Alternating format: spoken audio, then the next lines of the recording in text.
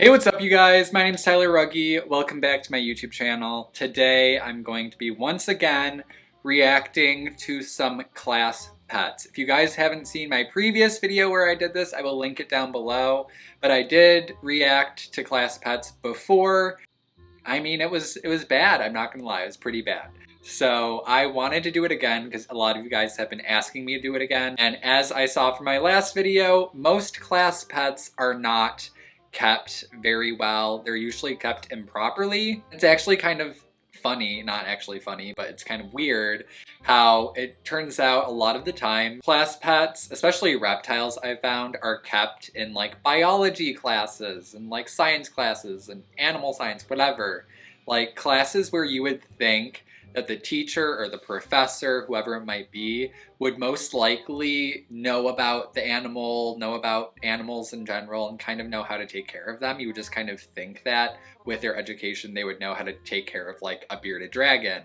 But a lot of the time they actually keep them very, very poorly, which is kind of surprising to me. And I've had a lot of people tell me that, you know, they've gone up to their professor or their teacher and try to say something and the teacher just blows them off and kind of says like, really, you think you know about animals? I'm a biology professor. Like stuff like that, and just kind of blows my mind. For anyone who might be new here, I have a lot of pets. I have a lot of experience caring for different reptiles, birds, rabbits, dogs, hedgehog, I don't know, like just a variety of things.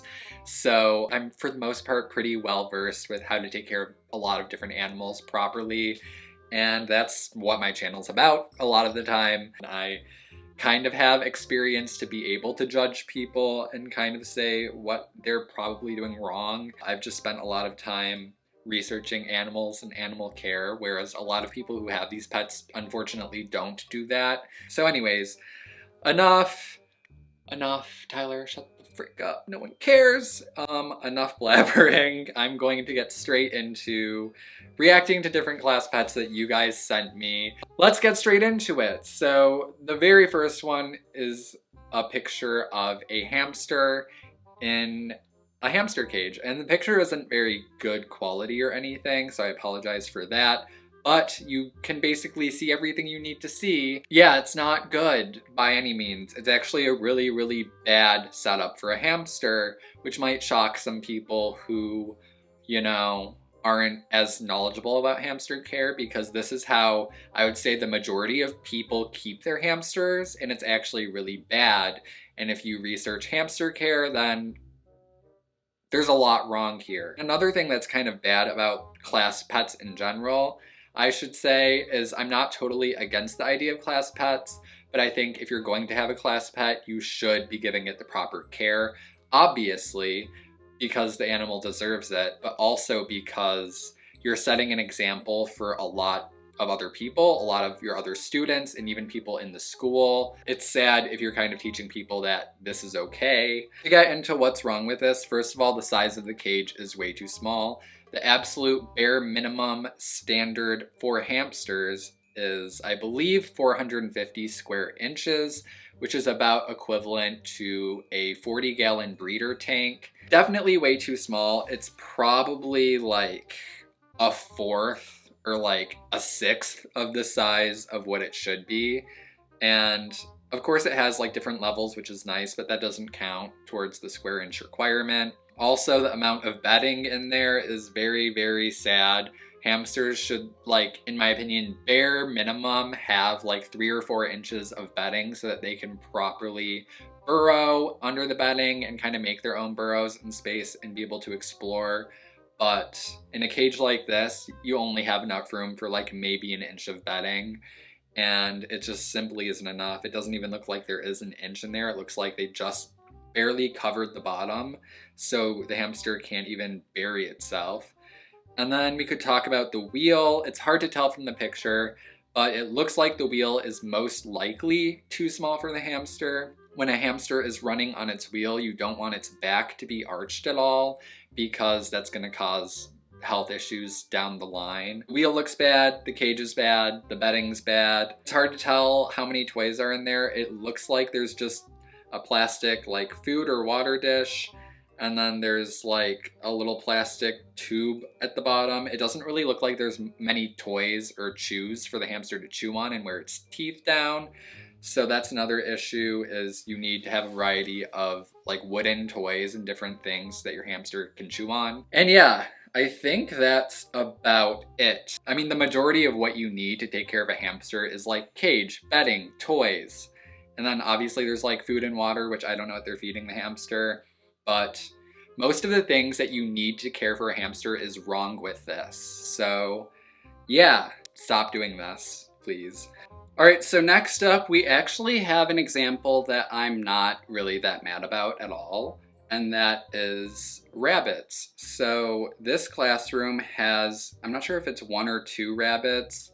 It might just be 1, I can't really tell. Bottom line is their class pet is a rabbit, and from the looks of it, the rabbit gets to kind of free roam around the classroom, which I think is a really cool idea, because obviously a lot of people keep rabbits just kept in a cage all of the time where they don't really have much space to move around. So usually free roaming rabbits is a really good thing. So what I like is the rabbit's out and it gets to kind of roam around, but there's also a picture of the rabbit's cage, and the rabbit cage is basically just a little area blocked off with CNC gridding. And then there's another cage within that little pen, and that looks like kind of like the litter box area. It's cool that the rabbit even has a little enclosed area that it can, you know, it still has space to actually like explore and kind of run around. And it looks like toys. The only thing I'm seeing that I would change is I would probably put more like blankets down so that it has more of a soft surface to walk around on in the cage instead of just the hard floor, because that can be a little bit hard on their feet, always being on like a hard surface. So I would probably lay blankets down. And then also, I don't really see a ton of hay in here at all. Rabbits do need to have like 24/7 access to hay. So usually there would be like a hay holder or maybe hay in the litter box. I don't really see any of that. Maybe it's just not in the picture because it is kind of cut off. Maybe, you know, the rabbit just ate all the hay in the litter box and they just need to refill it. I'm not really sure there. Yeah, I mean, for the most part, this is a really good example of a rabbit cage. It gets to roam around the classroom, and it also has a big cage area, not just a tiny cage, because you see that little cage in the back that they're using as a litter box. A lot of people just keep the rabbits in a cage like that all the time, and that is just so sad. So to see a classroom where they're setting a good example for rabbit care just in general is a really good thing. I mean, it's kind of a mess in there, but rabbits are really messy, so I can't really give you shit for that, because I clean my rabbit cage and the next day it's a mess again. So like, I get that. So now prepare yourselves for a really bad example. Yay! So this is a terrible setup. Yeah, so this is an animal science classroom. So the teacher, you would think, would have some knowledge on how to take care of some animals, maybe, at least if they're going to keep them in the classroom. So this is an enclosure for a Chinese water dragon. I know not a ton of people are probably familiar with the care that goes into a Chinese water dragon, which is understandable. Most people really shouldn't be keeping them as pets because they have a lot of care requirements. They're definitely a more advanced species to take care of, and this setup is just so inadequate. It's sad. It looks like maybe a 40-gallon breeder, and then there's like aquarium decoration in there. A fake vine plant just set on the ground, partially covering a water dish. Basically, what's really scary too about Chinese water dragons is they sell them at like PetSmart, and I'm like, please stop. Also, iguanas being sold at Petco, why is that a thing? First and foremost, let's talk about the enclosure itself. The enclosure itself is way too small. Chinese water dragons are arboreal, meaning they like to climb. And so when you keep an arboreal animal in captivity, you want its enclosure to be more vertical than horizontal, because if you give them more vertical space, they're obviously going to have more room to climb upwards. And it just wouldn't really make sense to keep an arboreal animal in something that has a lot of width to it because they're not going to want to utilize that as much. And then we have the size of the tank. I'm reading this off of a care guide that I found that I really liked. As an adult, you'll want something larger, at least 4 feet tall, 2 to 3 feet deep, and at least 4 feet wide. And then they go on to say that their enclosure is 6 feet wide, 4 feet deep, and 5 feet tall. So basically, they don't sell enclosures that big. So usually when you get something like an iguana or a Chinese water dragon or a tegu or a monitor, you're usually going to have to either get a custom enclosure built for the animal or you're gonna have to build something yourself. So that's one reason why I tend to think people should stray away from things like Chinese water dragons and iguanas, because most people aren't actually willing to put in the effort it takes to do things like that. If you are, then sick, love that, get one. But the average person isn't going to do that. So they need, something people recommend around 4 feet tall.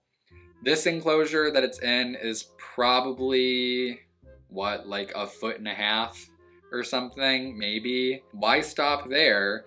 Water dragons also love to go swimming. So usually you keep a pool of water in their enclosure or like a really big tub that they can like climb into and swim around in. And they also get the water really dirty and they poop in it and stuff like that. So they also recommend changing the water daily or having a filter system set up in their pool. I'll include a picture here of a good example that I'm going to find on Google because I don't know anyone who has a Chinese water dragon. Most people aren't going to go through this effort over here. Like, that's not what your average Joe's gonna do.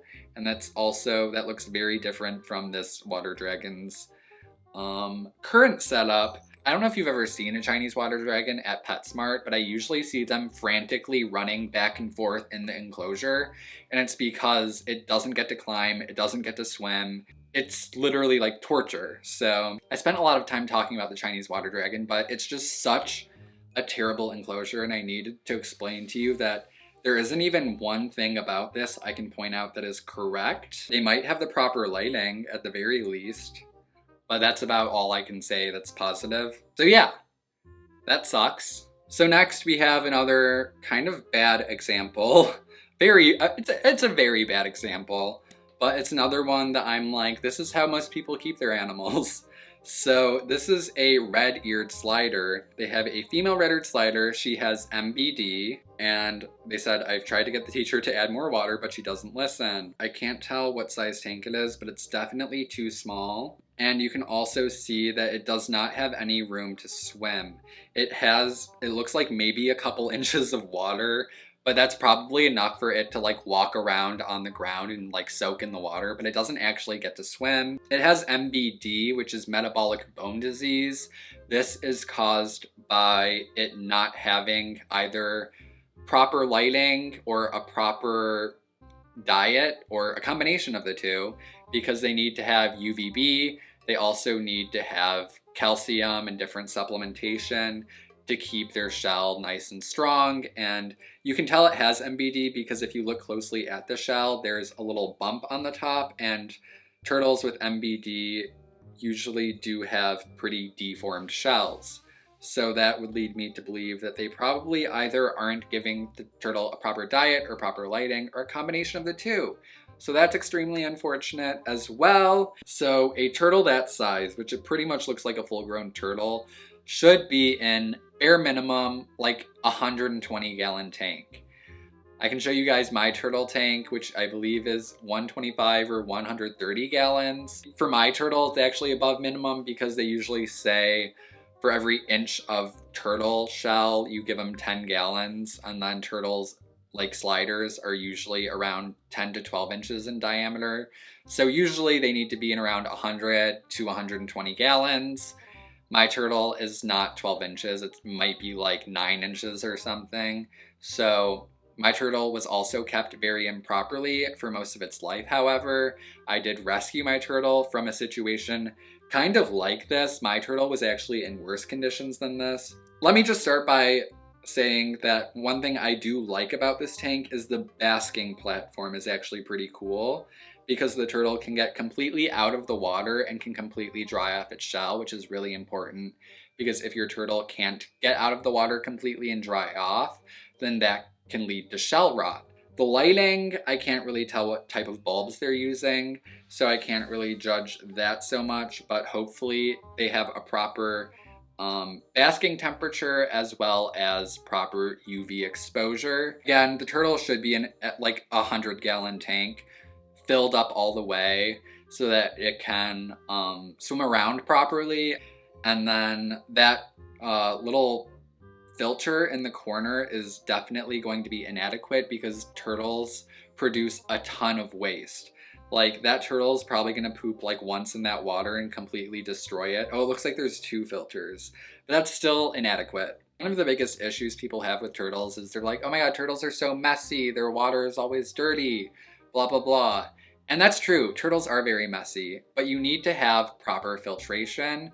Otherwise, yeah, they're gonna totally screw up their water in no time. And that also leads to the fact that they need a large body of water because it'll take them longer to dirty it up. Basically, usually with a turtle, you're going to want to have a canister filter. Canister filters are just a lot more efficient and tend to do a lot better of a job cleaning all of the water in the tank. So like for my turtle tank, again, it's 130 gallons. I use the Fluval FX6 canister filter, and it filters 925 gallons of water per hour, which means it filters all of the water in my turtle's tank about 7 times every hour. And it's very much necessary for a turtle tank, because if your turtle poops in the water and your filter can't handle it, it's going to cause an ammonia spike in the water, and then it's gonna be really bad for your turtle to be in that water. Yeah, overall, it's just like not great. Tank too small, filter too small, not enough water, inadequate lighting and or diet because it has metabolic bone disease. It's a really sad excuse for a turtle tank, to be quite very honest with you. So there's that. I didn't react to a ton today, but I just can't shut the hell up. So this video ended up being long anyways. Bottom line, if you're going to keep a class pet, please do it properly. Teach your students how to properly care for animals and treat them with respect. So yeah, that's basically it for today's video. If you guys enjoyed seeing me react to class pets, give it a thumbs up. If you would like to see more videos like this, I would love to do it again. But let me know if you guys liked it. And also, if you're new here, make sure to hit the subscribe button and check out my videos. If you would like to see some cute animals, I have those. So make sure to check it out. And follow me on Twitter and Instagram as well. They're at Tyler Rugge. And I will see you guys in my next video.